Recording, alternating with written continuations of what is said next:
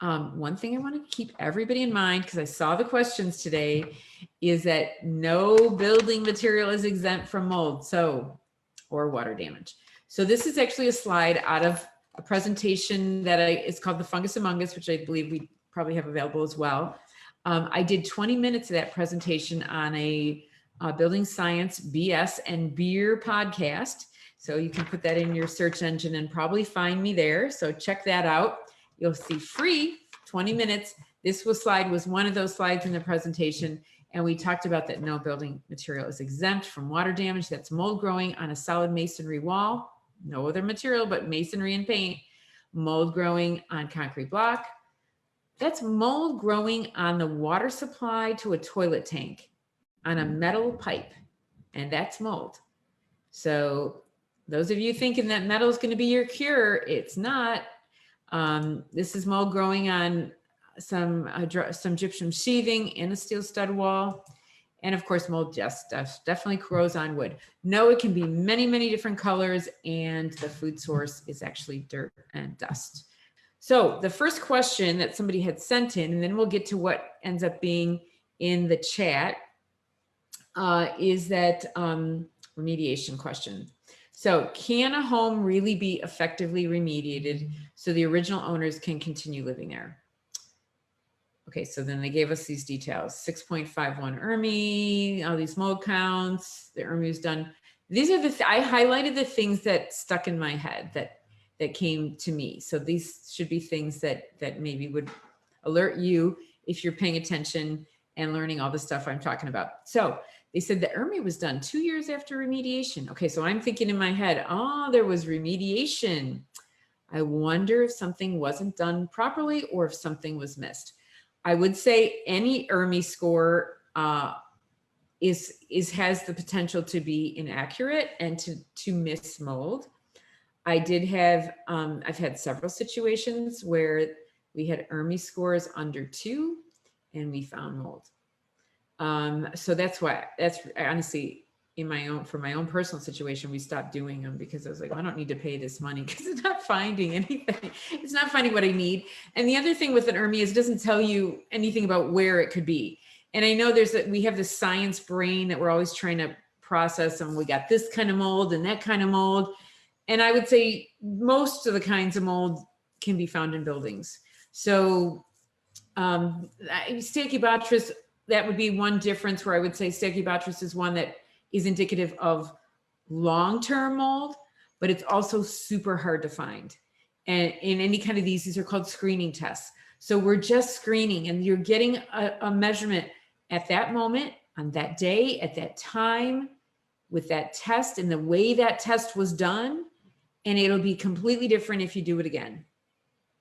Now, you could do it 10 times or 5 times, and then you could take the average of all those tests and maybe get a baseline of where the truth is. But the reality is, depending on how you test and where you test and the conditions at that time, you may or may not catch what you're looking for, but that doesn't mean it's not there. So, so just know that. I definitely look at, I would say 6.5. And the fact that there was remediation done previously tells me that I think there's something either missed, overlooked, or that wasn't done correctly during remediation. That's what it says to me without reading anything else. But then this question went on to mention that there's an unused cistern in the basement. Okay, that's usually a problem because it means you don't have, something's not sealed usually. So that could contribute. It depends on, so they do these ERMI, when we do ERMI, oftentimes we're doing this big thing all over these different rooms. And so you actually don't know if there's a difference between the basement and the attic. So I think if you're going to do it and spend all that money, maybe you should do different ones in different levels so you can isolate what you're testing. But honestly, the air in the building is going from a stack effect. It actually goes up through the building from the lower levels, including slab, crawl space, or basement.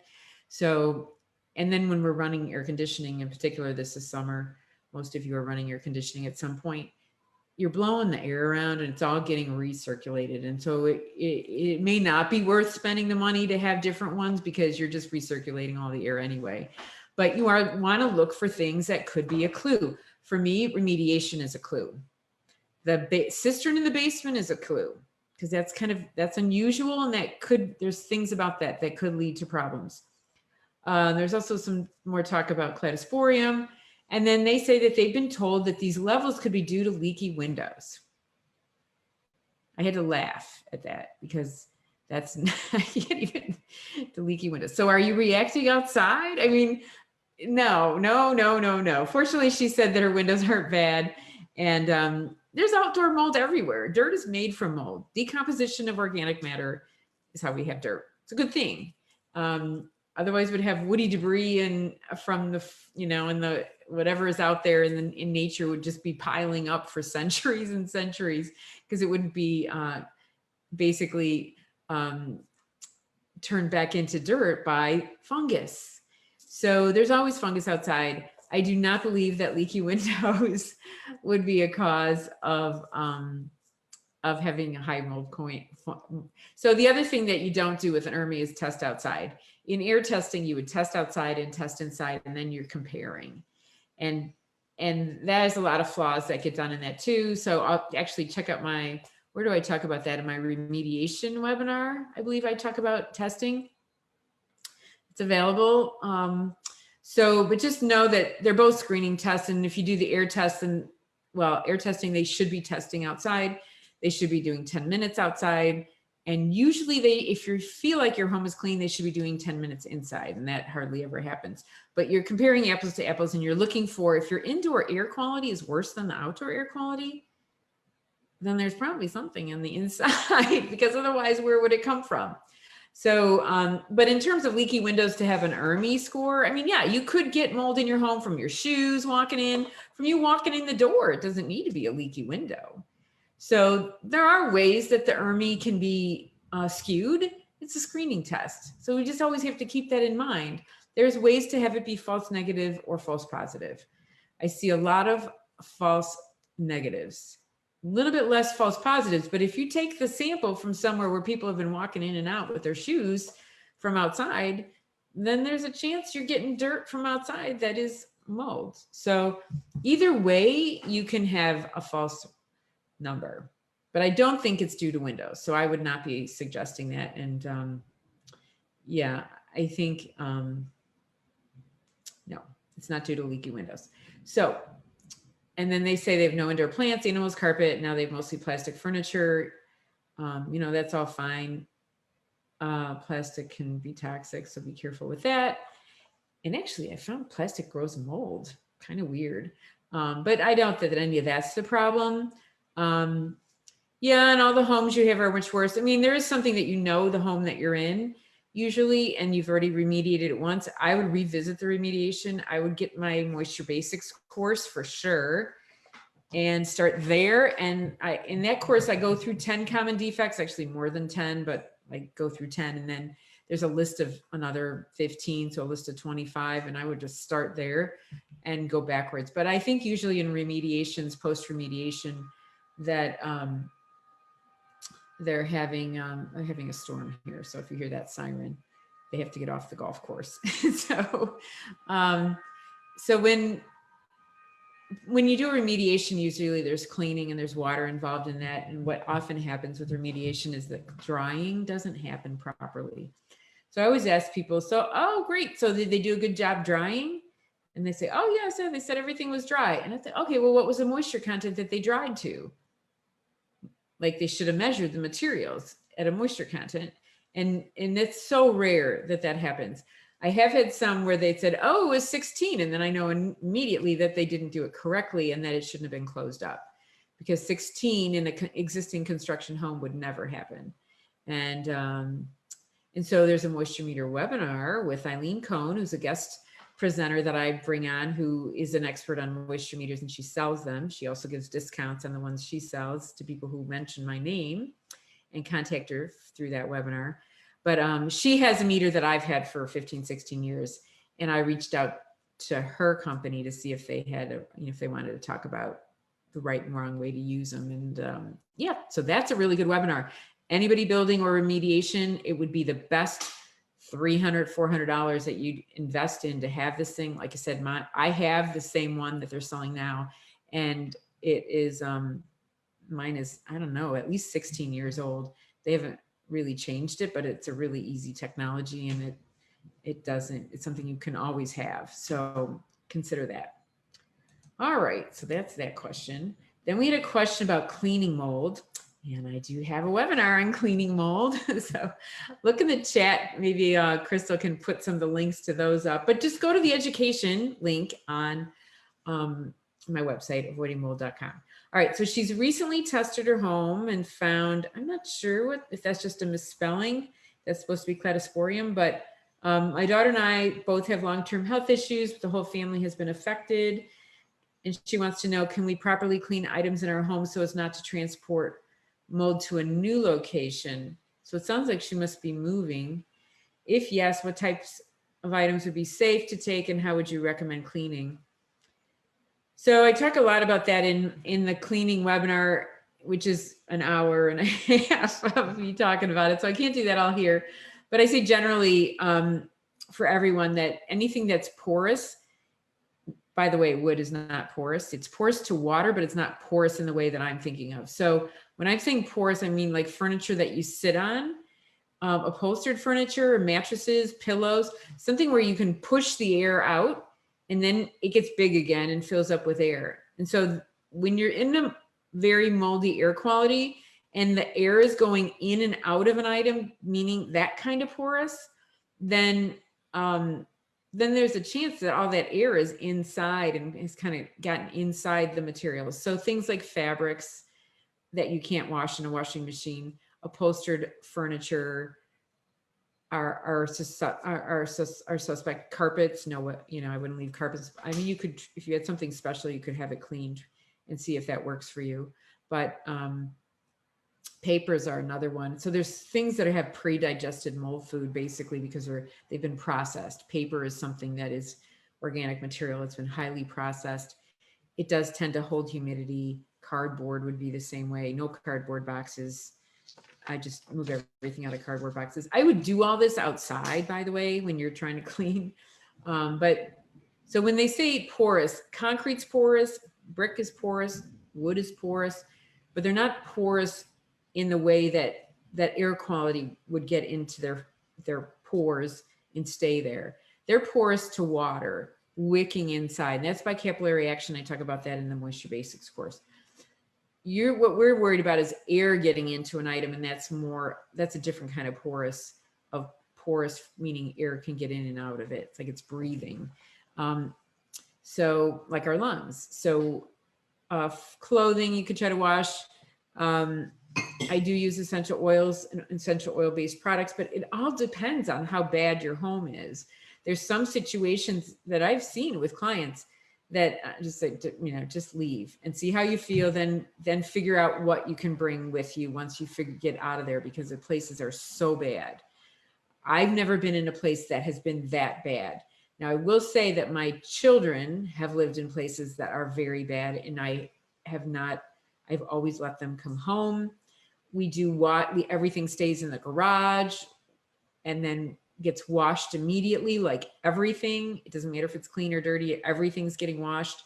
And then we dry it to a crisp, and then everything goes out in the sun to hang. So usually like college situations is what I'm thinking of, and they're coming home and it's usually the spring, and carpets go in the garbage.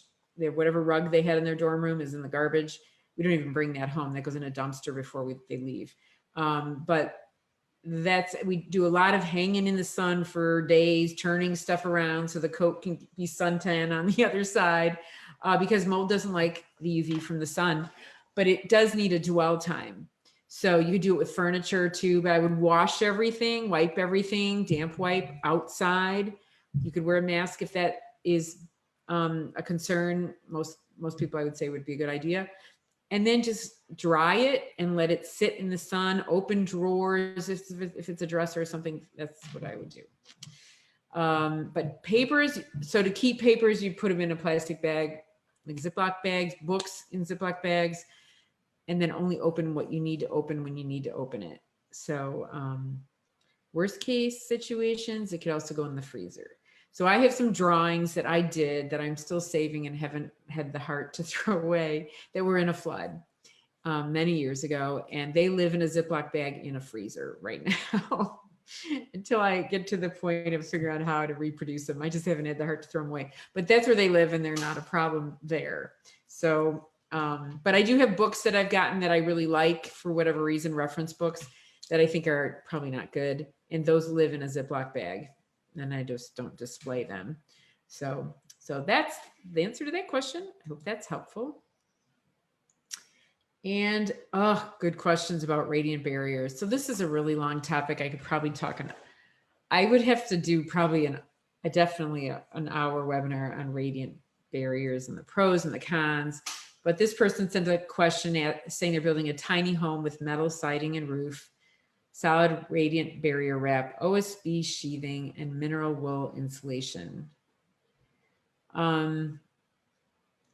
Utilizing battens under the metal roofing for the radiant barrier air gap. Windows have a J channel attached and will be butyl taped. I don't know what the butyl taped to the radiant barrier. Every single topic here has details that we have to know about. They're planning for closed cell spray foam to encapsulate the underbelly. I don't know why there's only spray foam in the underbelly and not in the walls, or why. I'm not sure why that one is different than another, but they're going to put wood floors inside, finished in place. That's fine. There is some concern with spray foam. I do have it and I've used it in my own house and it was fine, but I'm always a little bit cautious about it. But no, in a tiny home, and we talk about this in the RV course, the tiny homes and RV course, which would be a really good one for the person that asked this question. Definitely, this would be a good one. When a building is a tiny home on wheels or a trailer, we always have to keep in mind that it's going down a road at some point. And when it's going down a road, it's almost like building a building that's exposed to hurricane force winds and an earthquake at the same time.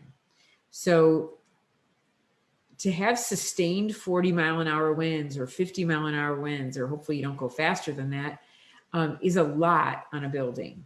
And if you're driving, it's just going constant. The bumps on the road, even on a really smooth road, and the shifting, you change lanes or you turn, is tantamount to an earthquake. The building is everything's kind of moving. At the same time, there's this wind load. And so that can cause things to not be as stiff as they were when they were being built. And that can be a challenge with spray foam in particular. OSB does expand and contract with humidity. Metal doesn't, but metal has a condensation concern and it's not as rigid as for the racking of something that's moving down the street. And so what you end up happening is that things can actually not be as tight. The spray foam can lose its bond. Other things could lose their bond and not be as tight as when it was built in the warehouse. And so that's a concern with metal siding and roof. You're always going to have, that's a condensation thing. So looks like they're also worried about heat. My other question that I would have asked if this was a consult was climate. In the Build a Safe Home course, one of the first modules is climate and site, because everything we do is different depending on the climate. And we have hot and humid, we have hot and dry, we have cold and humid, we have cold and dry, we have really, really cold. We have places in the world that have both hot and humid half part of the time and cold and dry the other part of the time, or cold and damp. So those things all have a different solution and different considerations and different materials that might be better than others. I have a metal trailer and it's very hot, very, very hot. And it is insulated and it does have metal on both sides. So I'm not exactly, now the key about a radiant barrier. So yes, so there's a lot to learn about all the products that were mentioned there. But the key, the pro is it's going to radiate heat energy, radiant energy. And that's usually in a warm climate that people are really concerned about that. Our trailer has, only a 1/2 inch of insulation corrugation, and then it has another radiant barrier on the other side because it's basically a panel. and it gets really, really hot. So the key with radiant barriers is they have to have an air gap, from my research, an air gap of at least 3/4 of an inch, and then it has to be vented. And that gets to be a challenge, and I'm not sure how you're planning to do that, but it's something that I would think about and I would do more research on, is because it's really hard to vent in a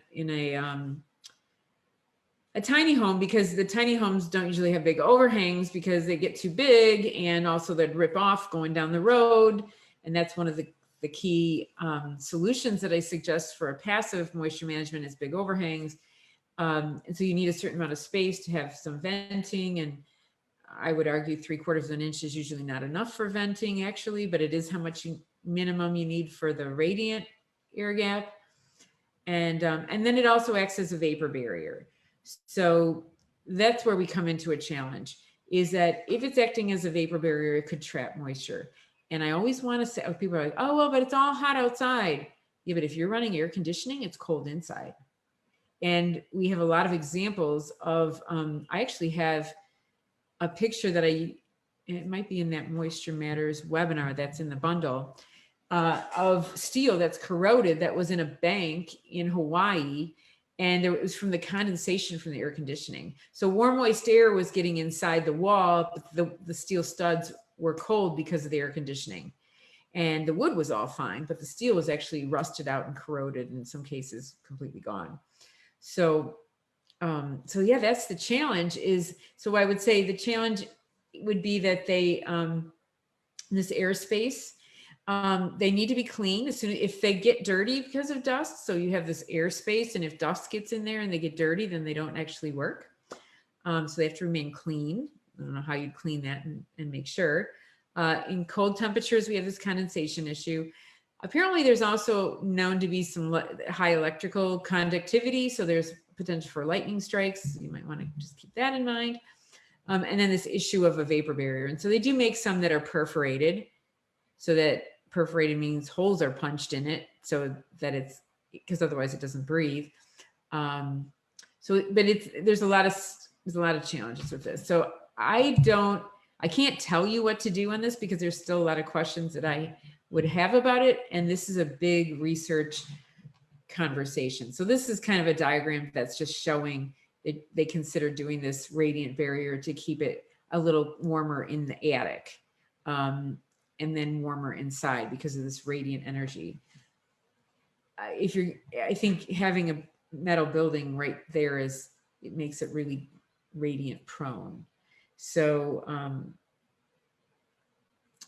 but keep in mind that if you're air conditioning the inside, then you're making the metal cold, and that's where the condensation can come from, is that your breath are cooking, showering. But like I said, your breath is a moisture source, and that can lead to the condensation that ends up on the inside and can't get out, because now you have a giant plastic bag over your whole home. So on a tiny house, I also consider the floor as a wall. It's just a horizontal wall. It's not on the ground. So keep that in mind. A little tidbit there. And there's a lot of different kinds of these things too. So cost, installation, how they get installed, the maintenance, like I said, keeping them clean, what climate you're going to be using this in matters. There's an emissivity that makes a difference. And then with any middle buildings, and it sounds like this building or tiny home has a lot of metal in it, has condensation issues. And I totally recommend my Moisture Basics, which has a whole module on condensation, in addition to where all the water is coming from, like I just mentioned, our breath. So there is a myth. This was interesting. So this was actually off of we was talking about myths, and myth number 2 about radiant barriers was that it causes moisture issues like mold and mildew, and it's actually true, but not really because of the radiant barrier. Most buildings that have moisture already isn't because of the radiant barrier, but because they have problems in other ways. And I would agree with that. But I'm not sure that no one material is actually causing anything. It's the system. And that's why the Moisture Basics courses, I talk about all those things, materials, and we have components, and we have a system. And so just like for those of us that are sick need to look at our whole body oftentimes and see how everything is working together. The whole building needs to work together. All the pieces, including like here. So it says, if you have if there's a leak, if there's any kind of a leak, it's going to be trapped. So that's the first one. Buildings are made by human beings, plus things happen to them.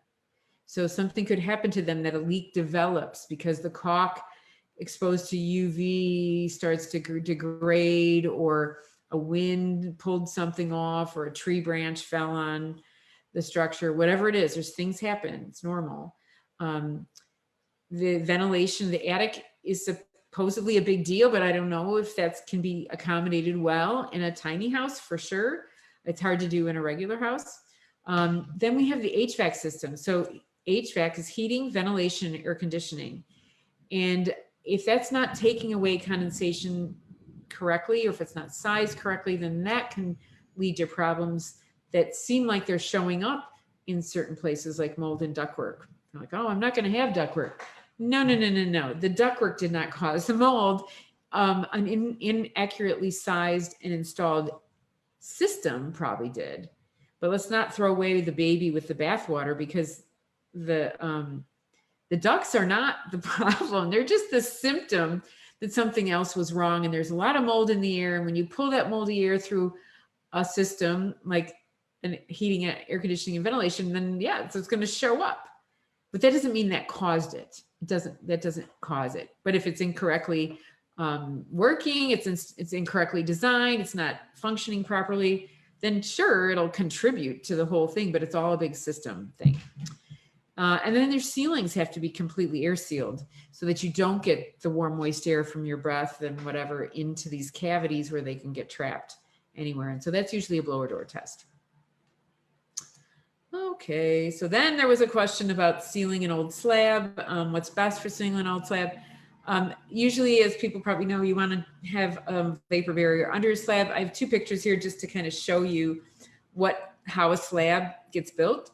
Because we go back here, a slab oftentimes has a foundation wall, depending on your climate zone. If there's cold temperatures, usually this has to go below the frost line. And really warm climates, it might be just a thickened edge. But in any case, the rules are all the same. Ground has to slope away. So I would start with, how do we get water away from this? And then they're protecting the slab, because the slab is actually a giant sponge of whatever is over on this side. So the dirt is full of water, especially in a thickened slab. It's not very deep. So whatever is wet here is actually getting completely under the building by capillary action again. I would say nothing. So these are all coatings.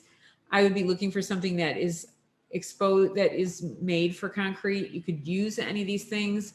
There's some paints that will peel. So you need the right material for the job, and you need to know that it's likely to be wet. It's likely to have moisture in it.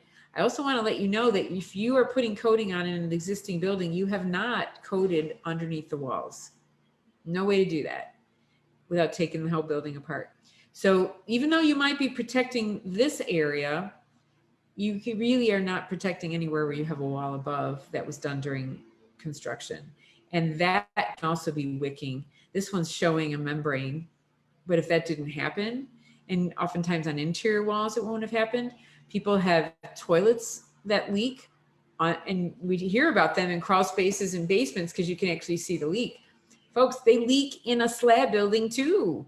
And so then we end up with all this water from the toilet that's leaking under the slab, and that moisture meter that I talk about will actually pick that up. And but then you got to break up the slab to fix that. But at least you have to know about it if it's just the seal. But how are you going to get the water out of there? Really, really difficult to do. And very expensive. This is an expensive process if you end up having to pick up your slab or cutting into your slab. But there's definitely been people that have had tub and shower leaks that have ended up below the slab. And so then the whole slab is just kind of a wet mess. And you can be sure that if it's a toilet, that's pretty nasty water that's been trapped under there. So there's no perfect thing. You can use these things, but don't expect it to save you from having moisture in your walls. It won't work. But unless you can figure out how to do on all your walls, but this is where the big problems are happening. In most cases, this is able to dry. I would actually let it dry. You might be better off in that situation, letting it dry than trapping the water below it. But it really depends on the situation. You can seal and stain concrete though, and I think is one of the healthier solutions. Tile will dry through the grout joints. And so I've never so far seen any problems with tile. But just know that slab on grade is the same as this slab in a basement or one in a crawl space if there is a slab. I always recommend people build a crawl space as if it's a short basement. So that's things like drainage membranes on the exterior and insulation to keep the temperature from being a condensation source of moisture and vapor barriers. And then even when there's a wall, even sealing the where the wall meets the footing. So so there was another question. This is the other question that's related to slabs, where somebody had asked me about slab on grade and concrete subfloors and what flooring recommendation. So the trick here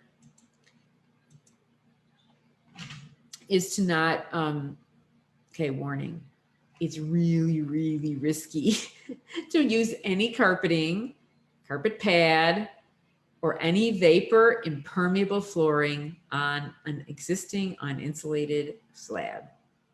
So I can't write that big enough here. So any kind of vinyl tile, any wood that's like a plywood. So ceramic tile, porcelain tile, set in a grout bed or with grout and in a mortar bed will be the one thing that will not likely be a problem. But anything else that's going to trap moisture. So vinyl tiles, if there was asbestos tiles, because it's a really old building, any kind of wood, because I tell you what the instructions will say on those thin wood floors. They'll say you have to put a piece of plastic down before to protect the wood. Why are they saying that? Because moisture will warp wood and cause it to, and it will also cause it to get moldy. So they're telling you to protect their flooring that's wood or bamboo or engineered wood, all of those are the same, that you have to put a plastic vapor barrier down over concrete. Well, that will keep the floor safe, but then the mold will grow under the plastic. So there are people that talk about doing things with dimple boards and stuff. The jury's out for me on that because it has to be vented. The question is always, how does the air get out? And does it get out enough to allow drying that mold doesn't grow over time? And it also depends on how wet the slab is and where is the slab getting wet from? And is it continually getting wet or is it just from construction drying? So there's so many details. The devil's always in the details. There's so many things we have to know. So just keep in mind that concrete is like a sponge. Now a sponge is very squishy and flexible and the concrete is not, but otherwise in terms of the pores and the porosity, it's very, very similar. That you could wet a sponge just on the edge and the water would wick in, and the same thing, and make the whole sponge wet. The same thing happens in concrete, any kind of concrete or concrete block or masonry, brick masonry, that the water will go in and the ground outside gets wet. So that drainage around the perimeter is so critical. So there's some different options for flooring. You can leave it exposed. I would actually prefer that. You can stain and seal it. That's okay too. You can do this dimple vapor tight mat. But then my question is always, is it vented or is it unvented? And who's testing to know that it is able to dry and that we just don't have a mold growing in the dimple parts? You know, I don't know. A lot of people talk about they have plastic bins on their concrete floor and they end up with mold under the plastic bins. I guarantee you, if you put cardboard on a concrete floor of any age, there's a really good chance that the cardboard box on the bottom will end up moldy because it'll soak in the water by a sponge. So the cardboard's a sponge, the concrete's a sponge, the ground is a sponge. It's all moving through and sharing the water that ends up outside. And even in the desert, they get rain. So check out my videos on that, really on the YouTube channel, some of my travels. I show some moldy situations in the desert. Yep, it's everywhere. One solution that is recommended a lot is adding rigid insulation that stops the condensation. I'm still worried about the drainage. So a lot of really good people are recommending that, who I respect. I challenge that that's the only way that these slabs are getting wet is from condensation. I'm surmising that there's more reasons they're wet besides just due to condensation. But that would be a way to protect from condensation. Otherwise, you can remove the slab and do it right, which is installing some rigid insulation and a heavy-duty soil barrier and a taped and sealed vapor barrier underneath, and then put a new slab on. So that'd be pretty pricey. I get a lot of questions about French drains, interior French drains, and honestly, if you can do it in new construction, it would probably be okay because you're going to continue your vapor barrier over it. If you add it later, then that's really where it becomes tricky, is how to vapor seal that, how to not have it be a place for radon to enter. How does that French drain not end up being a moldy mess that is actually adding to your air quality as opposed to making it better? Actually reducing your quality of air because it becomes like this cesspool on the edge of your basement. So I mean, that's, again, the jury's still out for me. I'm always learning. And I'm just telling you what I've researched. But one thing you can do is test concrete slabs, new construction, existing buildings. The easiest way is the first test, which is a polyethylene film that's plastic. You get clear plastic and you basically tape a 2x2 square down on the slab, tape it good, seal all the edges with some moisture resistant tape. And then it might just show condensation on its own, but they also, I saw recommended in a couple places that you could put a heat lamp over it, and that'll warm it up. And then you'll see how much water is coming out of the concrete, even if it's old. So they're saying check after 24 hours. Generally, this is a good, easy test to do to see how wet your slab is. And, but again, know if it's a big slab, you might have to do this in a few areas. There's also this thing called the calcium chloride test, and you can look that up and read the directions on that.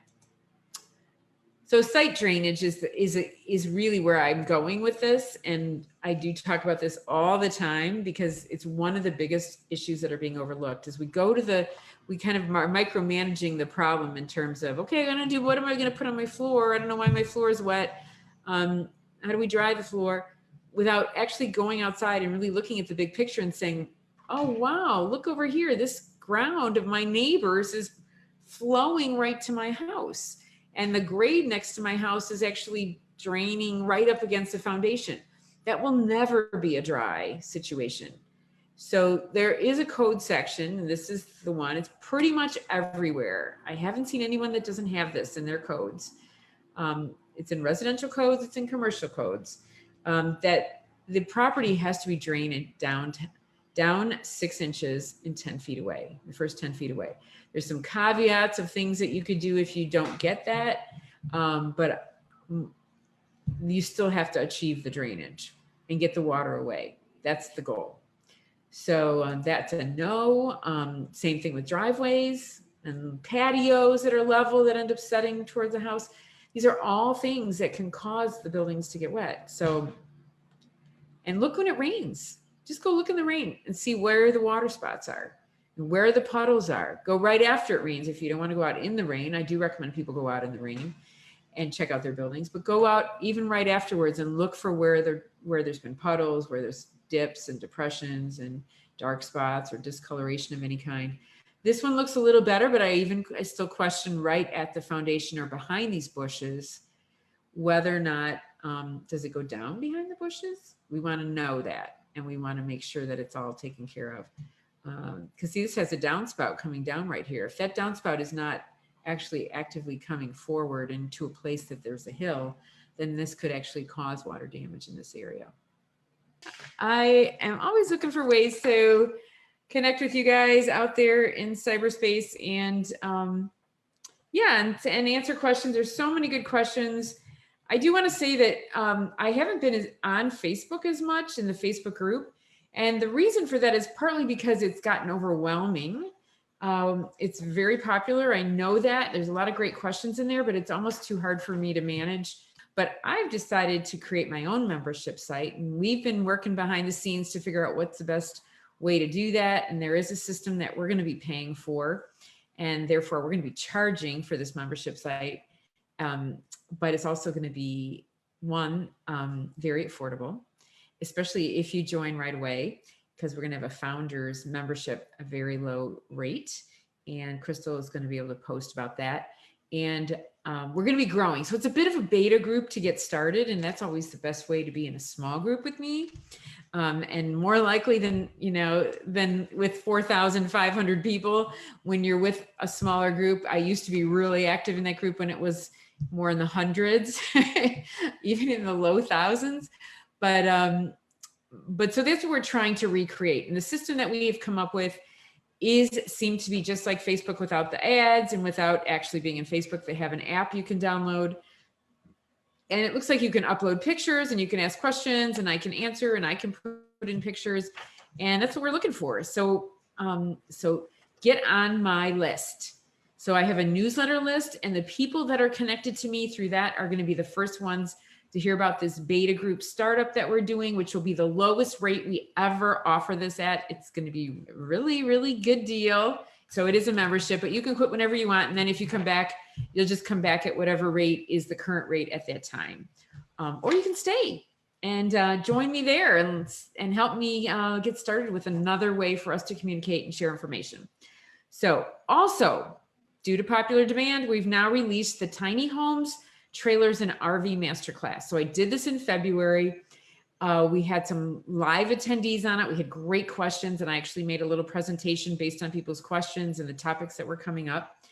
It's 1 hour of video and then a Q&A, and we're discussing critical details related to people who are trying to retrofit or build or even buy a tiny house or an RV or some other vehicle like a van to live in, whether it's permanently or temporarily. And so they do have a lot of the same issues that we have in buildings, or concerns or details to pay attention to, but there are some nuances, and condensation is one of those. And so we talk a lot about that in that recorded webinar. And so that is now available. We talk about some materials in there as well. So if you want to avoid taking on a home, like a tiny home, a movable home, that's going to have some challenges, mold and moisture issues, and check that out, because that will be really helpful for you. Mold is a problem everywhere. It's in every climate. It's in every type of building. Every type of building material is affected. Check that out. My Moisture Basics is always a good starting point for people to inspect their own homes, or even to understand the basics that do go into things like RVs and tiny homes. So Moisture Basics remains my premier entry-level course. And then we do have the Build a Safe Home course, which is my master class. And I do come on live with that once a month-ish. So you can get that class. The RV class is now available on the website, avoidingmold.com, for $47. But we also have a limited time offer. So you're hearing about it here. The other people that are hearing about this are going to be on my newsletter list. So get on that newsletter list. We have this special offer, and you can get actually 5 webinars. They're some building expert masterclass webinars that we've recorded, including the tiny house and RV and trailer webinar class. So that's a really good deal. And you can listen in the car. You can listen while you're making dinner in the kitchen. You can listen while you're cleaning the kitchen, doing your laundry, going for a walk. And also there's a lot of good pictures in there. So if you listen one time and then come back and look at the pictures to kind of get in the details, that would be a good way to really digest it. You can watch as many times as you want. This is the Tiny Homes, Trailers, and RV. So we're talking about moisture management in those situations. It turned out to be a great class. And so I highly recommend that one. Then, like I said, it's for $47. It is available now. There was a Q&A in there. And then this is the bundle that we have available. So these are the master classes that are included in that. And the first one is actually the Moisture Matters Building Fundamentals, which is the basis of the Moisture Basics class. So that's actually in course format. This is the webinar format. This one has a little bit different content, and some content is very similar. So every time I make presentations and courses, they're a little bit different, but this one has a little bit more wood in it and a little less condensation. So, and a lot of details I kind of modify, and I say things slightly different way, and maybe you'll understand it one way more than another way. Keeping buildings dry with Bob Kelly. He's a master carpenter, master roofer, master mason, and a really good friend of mine who has come on a few times, and he's got 2 webinars that we're sharing with him. He's talking about buildings primarily under construction and how keeping them dry and how to do that. We're also including a webinar I did with our David Sweet, mold remediation superhero in Florida. He's out of Tampa. And there's a lot of myths and miscommunication things going on, even with really good people in the mold remediation space. And our David Sweet has turned out to be one of the people who I find to be really, really knowledgeable, like me, continuing to research all the time. And he talks a lot in this webinar about choosing, how to choose who you would hire. And so he's telling you the inside scoop. So his is a good one. We also talk about winter water damage, again with Bob Kelly, ice dams, icicles. But even if you're in warm climates, we have condensation issues to think about. So, and he's, like I said, a lot of masonry, and he's just always got really good insights. And the tiny homes, trailers, and RVs we talked about. That's the other one that's included in the bundle. So we're going to get to whatever questions whoever's watching has. Don't forget about my membership site. It is going to be on avoidingmold.com. I'm sure we'll put something on the website, but the best place to get in the beta group to get started with that and be part of my test membership at the beginning here is to join my newsletter list, and then make sure you're getting it. It's not going to spam or whatever, so that as soon as we make it available, and you can jump on, and then we can have a new place to talk. And I will be doing my videos. This may be the last video I do on Facebook like this. I will be doing them in the membership site in the future.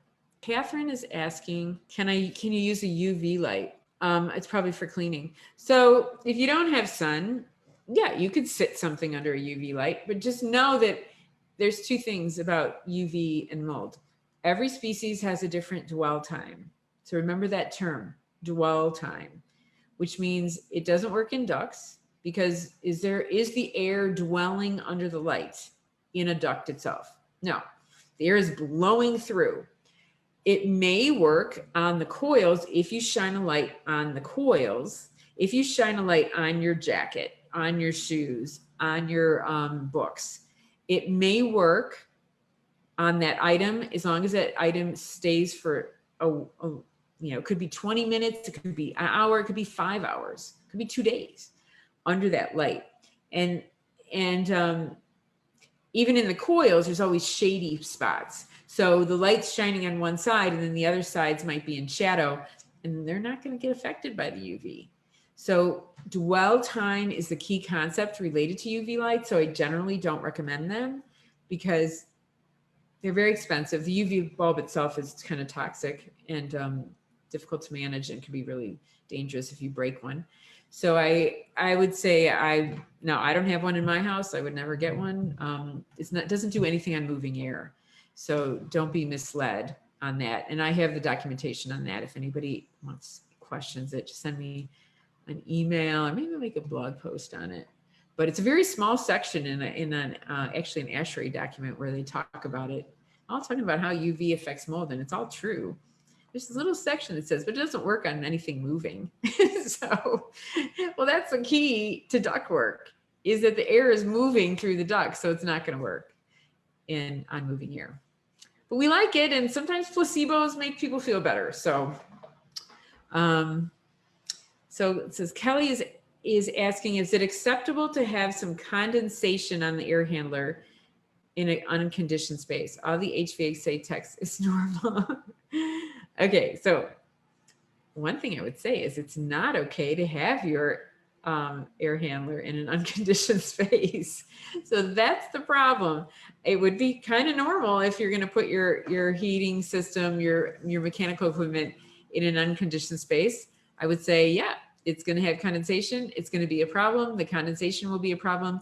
And that would be normal for a poor installation where the heating and air conditioning unit, definitely air conditioning, is in an unconditioned space. Shouldn't happen. Shouldn't be having our AC units, air conditioning units should not be in garages. They should not be in crawl spaces. They should not be in attics that are 100. I mean, think about it.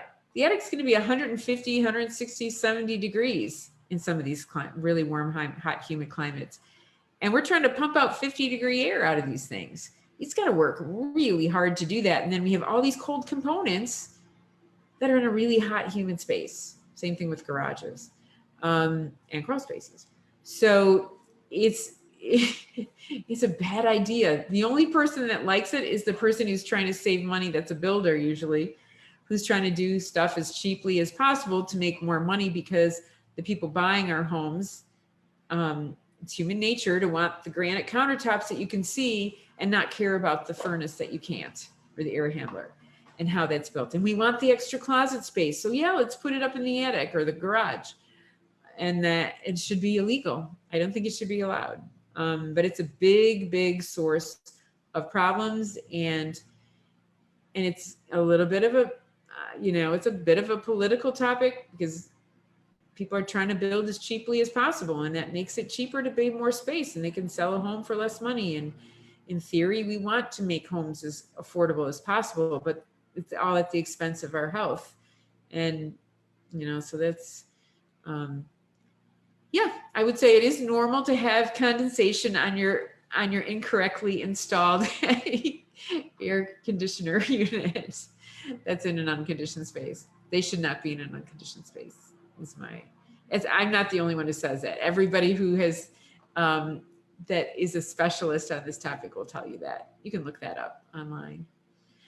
Hey, Kelly from Houston, and Susan, thank you for noticing my skin is getting better. It's not 100%, you can see here. So what we figured this out is it's nickel and lead.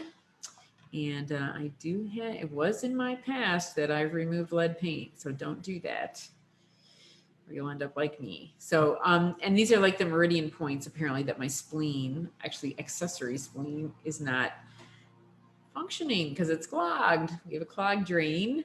And I did use a thermos on our trip that had nickel. I thought it was fine. It was probably fine for a few days, but it wasn't fine for every day. And so lesson learned on that. It's from Debbie. We have sealed our crawl space in North Carolina, but what kind of drain do we need to install? It depends on what you're draining.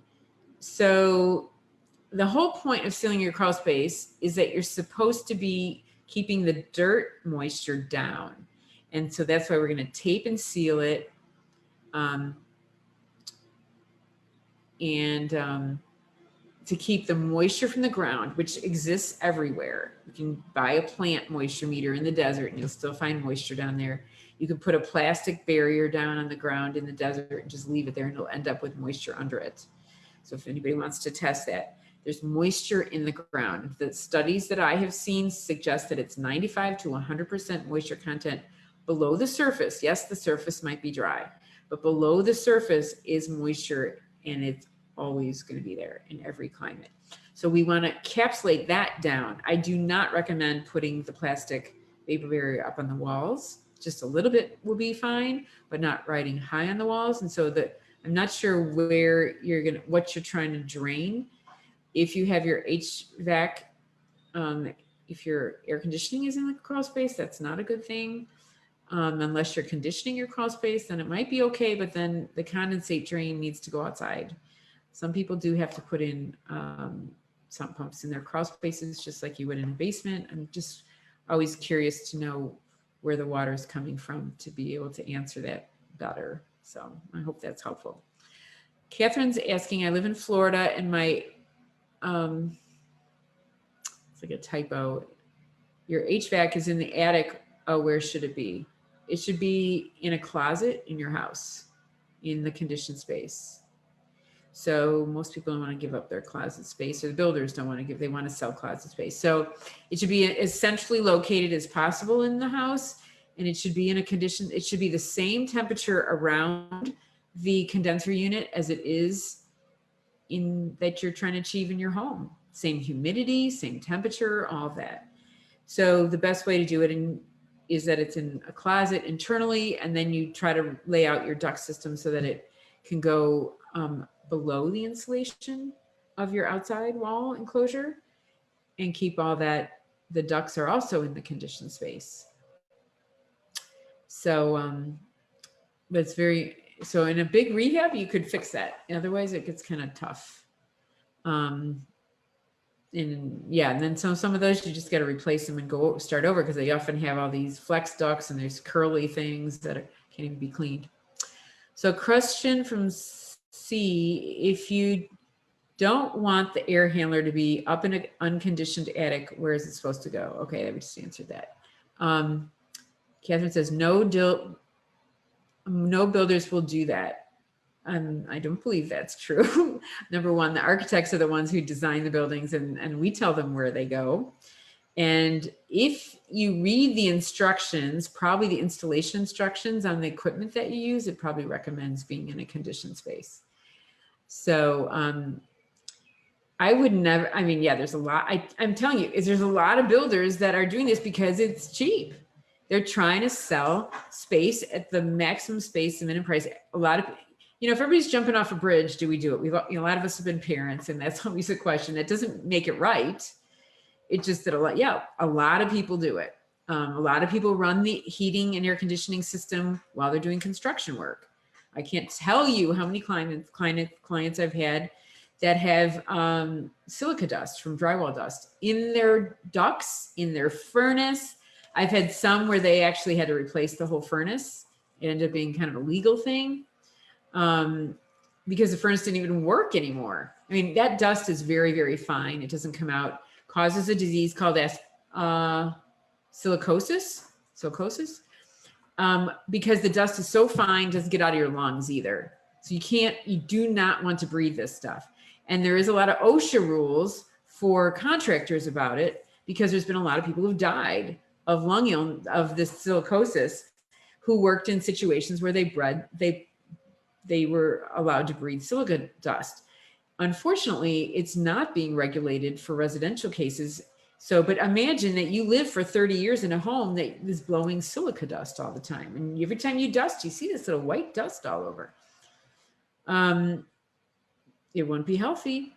And all these people that are dying, of lung cancer and things, they're lung related diseases that never smoked and stuff. You just wonder, could it be related?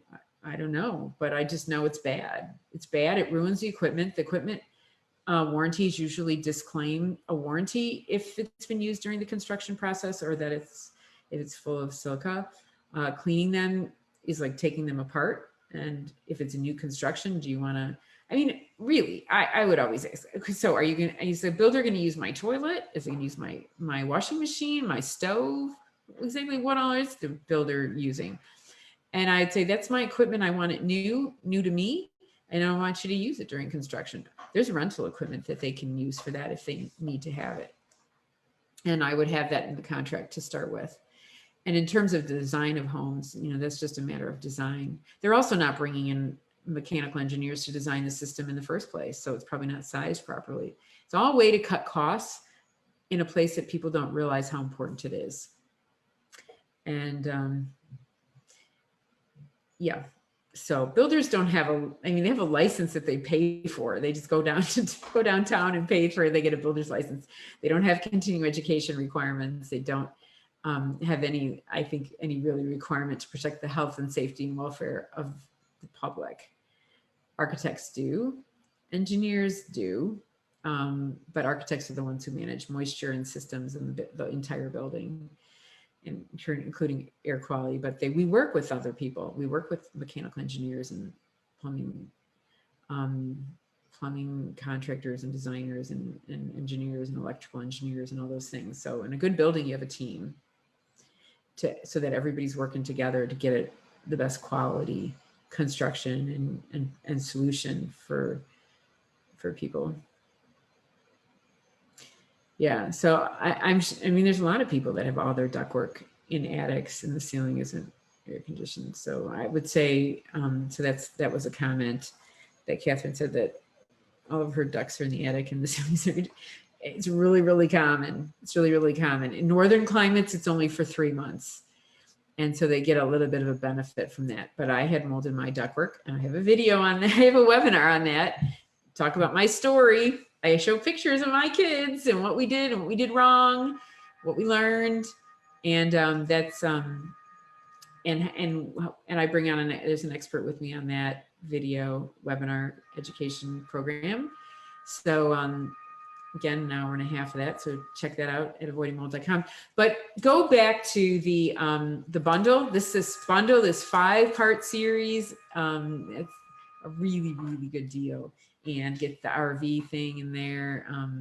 All these concepts actually are consistent throughout any kind of building and any kind of climate. It's just how they get applied. So keep learning. I applaud everybody who's here to learn. You know, sometimes I'm a little bit high level because I talk about this stuff all the time, but I'm always looking for other questions, and I appreciate your questions that you guys brought on today. I don't know if we have anything else, but know that membership, get on the newsletter list so you can get the deals that we offer and be notified when the membership site opens. Right now we're thinking it's going to open on July 6th. And I hopefully we haven't moved off that yet.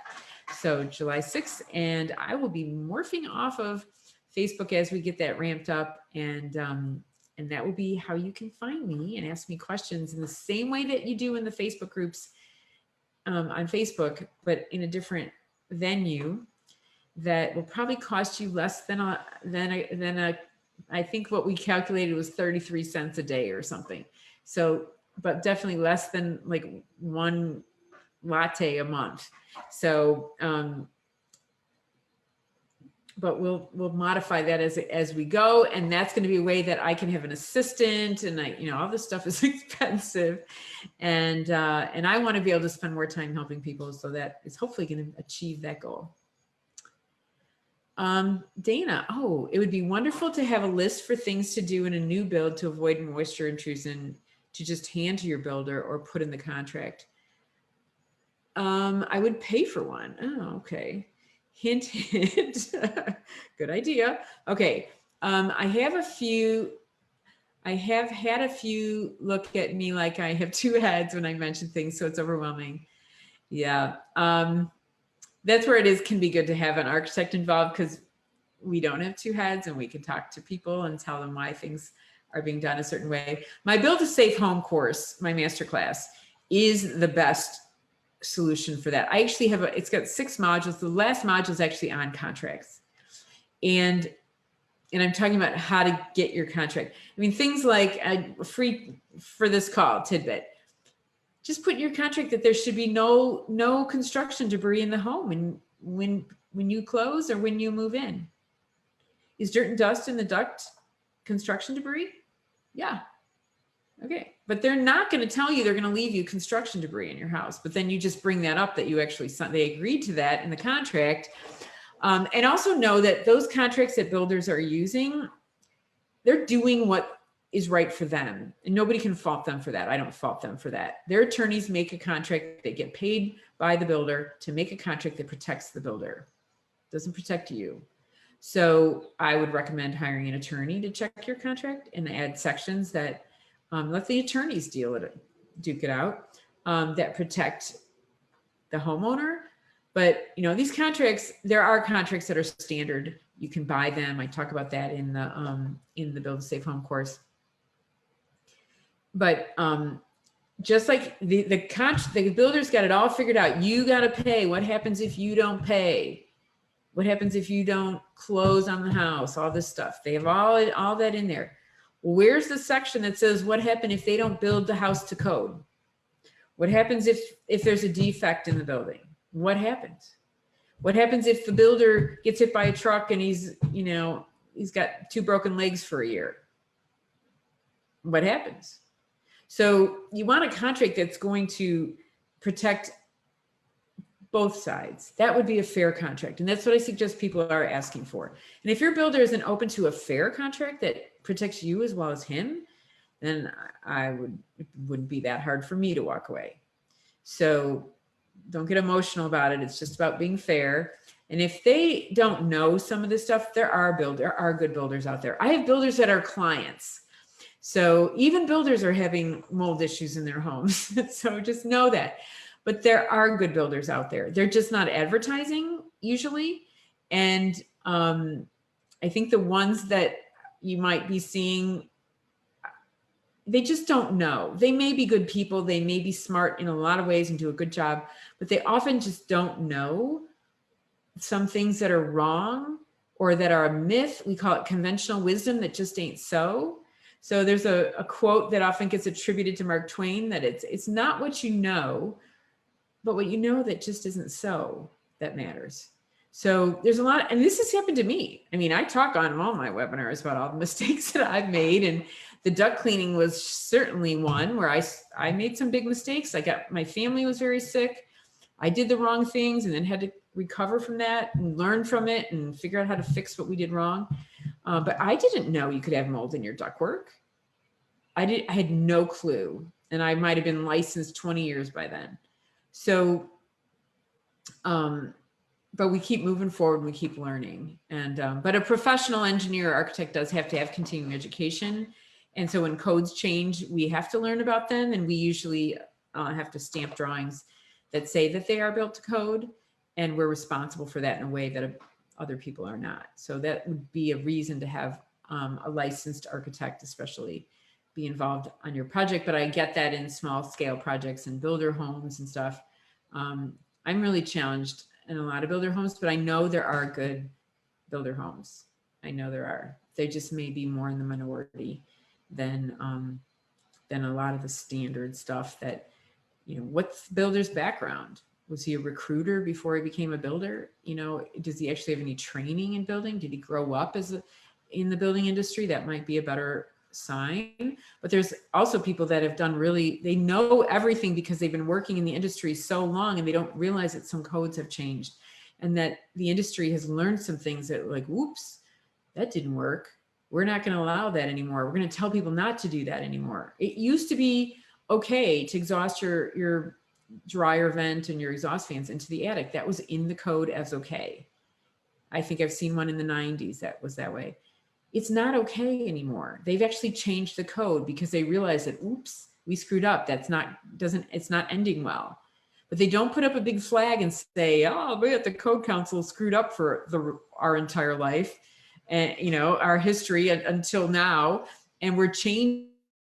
They just change the codes every couple of years, every few years, every 3 years.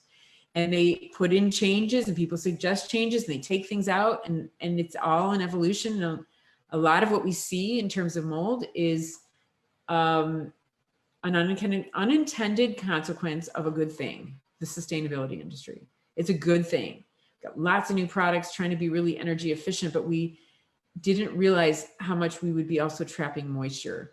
And it's especially augmented by the fact that we are building the same way we always built, even though we're trying to be more technical in terms of air movement and all this stuff.